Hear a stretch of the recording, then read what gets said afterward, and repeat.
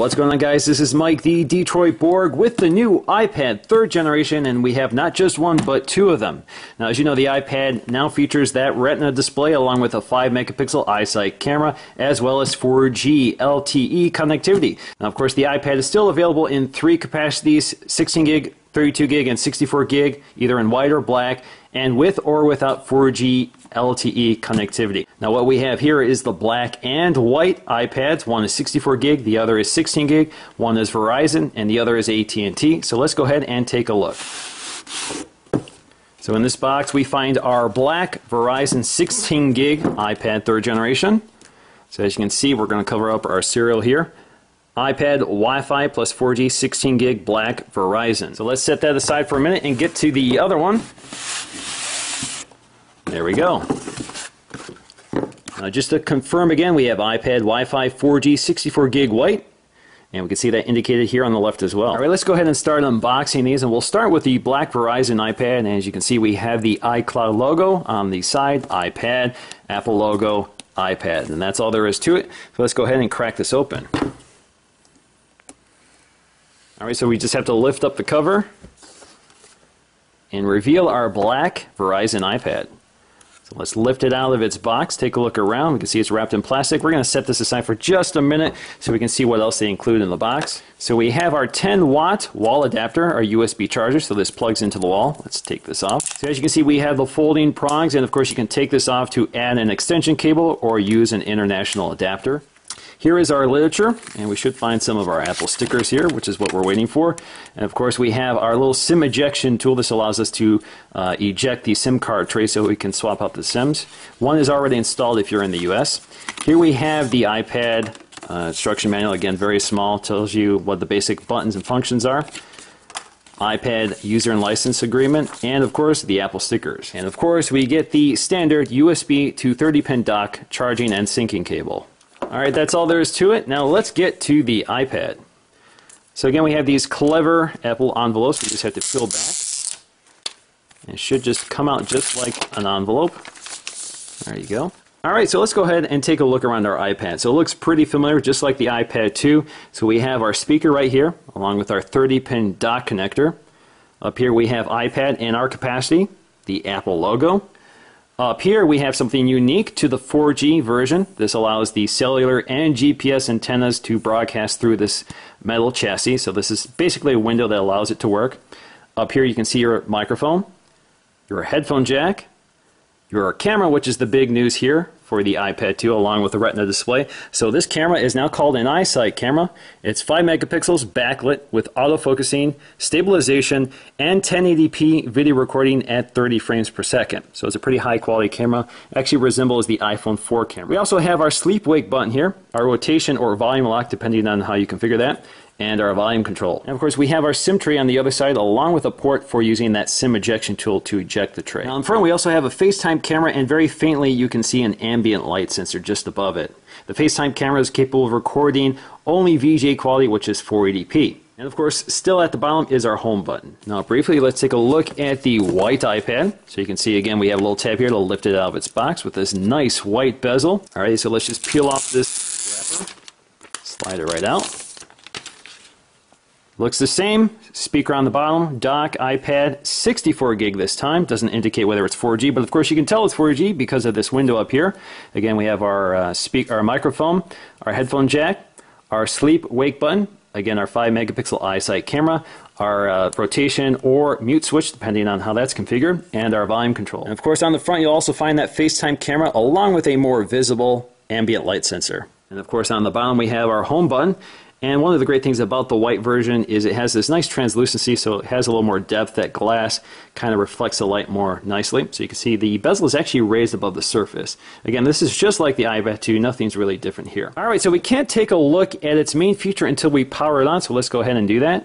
Just hold the sleep wake button, powers it on. See the Apple logo loading. We should be ready to go in just a minute. Alrighty, so let's go ahead and unlock this thing and set it up for the first time. So we're going to choose our language. Again, we just have to click Next for English, United States, Next. We can enable or disable location services. I'm going to enable that. We can change that at any time. Next. We're going to choose our network. So my network is labeled Time Capsule, and just log in. As you can see here, I've activated my iPad without connecting to iTunes. Now the next thing I need to do here is select how I want to set up this iPad. I can set it up as a new iPad, restore from an iCloud backup, or restore from an iTunes backup. Now with this one, I'm going to say set up as a new iPad so we can get started right away. I just need to sign in with my Apple ID, or if you don't have one, you can create one. Now my next step is to log into my iCloud account. Of course, if you don't have one, you don't have to use one, but I do. So let's go ahead and use that. Click Next. It's giving me the option to back up to my iCloud or back up to my computer. I'm going to say back up to my computer for now. Click Next. Now we can also activate Find My iPad, so I want to use that. This allows me to log into iCloud.com to track the location of my iPad or other iOS devices that are logged onto the network, so I can either deactivate them, lock them, wipe them, or whatever. So we're going to use that. Click Next. And we definitely want to use voice dictation. Apple also wants to know if you want to automatically send or don't send diagnostic and usage data. I will say sure. Now my next step is to register with Apple. Click Next. And we're all set to go, so we can start using our iPad. Now the next thing I want to do is activate my 4G service through Verizon. I don't have a current account with them, so we're going to have to set up a new one. So I have to just go to Settings, go to Cellular Data. You also have a new option here, which is to enable or disable LTE. And I want to go to View Account. Now as you can see, I have a form here to fill out, and you can see my data plans I can select from: 1 gig, 2 gig, 5 gig, and 10 gig per month, and you can see the data rates. Now these differ from AT&T, so I'll post a link in the description below so you can take a look at those. And I can also enter my credit card, so let me go ahead and do this off camera, and I'll be right back. Alright, so I'm all set. That's all there was to it. Only took about 2 minutes to activate my service, and I'm ready to go. So the one feature that is unique to the iPad 3rd generation is voice dictation. So what I'm going to do is launch Notes here. And when I tap on Notes, it brings up my keyboard, and a new feature here is this little microphone. So let's go ahead and test this out. Tap the microphone key and tap it again when we're done speaking. Hello guys, this is Mike. Thanks for watching my video on the new 3rd generation iPad, period. So as you can see, it worked pretty well. So taking a close look at that Retina display, you can see quite a bit of detail in every single Retina optimized icon. Now apps who have not been updated for Retina won't have icons that look this sharp. But as you can see, everything here, of course, from Apple is Retina optimized. You can see lots of detail here. You don't see any sort of jagged pixel edges, especially even close up. Technically, this has a Retina display from a distance of about 15 inches or a bit less. Now, the screen resolution also makes a big impact on the readability of text. So you can see here that text looks very smooth here. You don't see any sort of pixelation, which may be more fatiguing on the eyes to focus. Now if we compare the iPad 2 versus the iPad 3rd generation, you can see there isn't much visibly different, but the iPad 3rd generation is thicker and a bit heavier. So the iPad 3rd generation weighs in about 1.44 pounds or 1.46 pounds if you get the 4G version. The iPad 2 weighs in about 1.35 pounds. The iPad 3 measures about 9.44 or 9.4 millimeters at its thickest point, and the iPad 2 is at 8.8 millimeters. So it's a very marginal difference. In fact, when you handle it, it doesn't really feel different.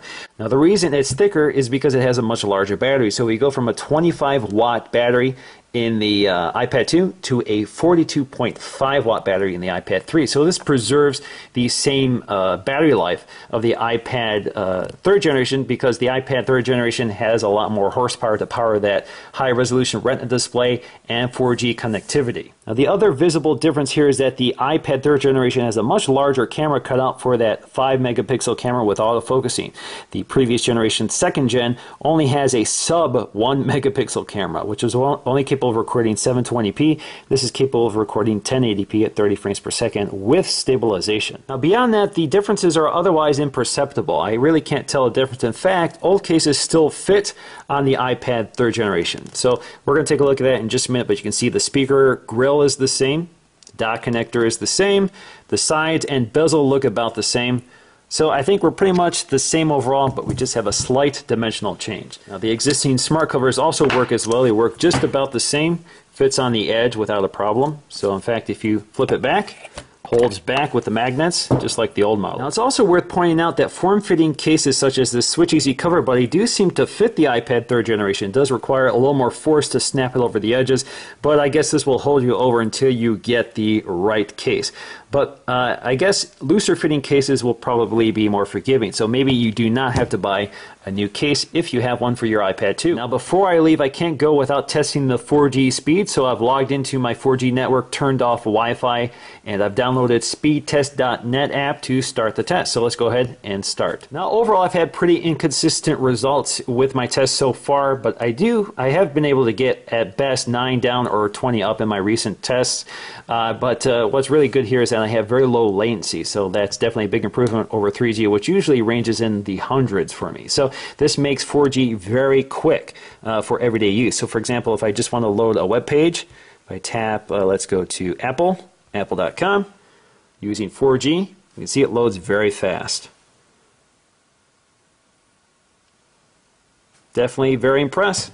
So that's going to do for me, guys. Thanks for watching, and I'll see you again in the next video.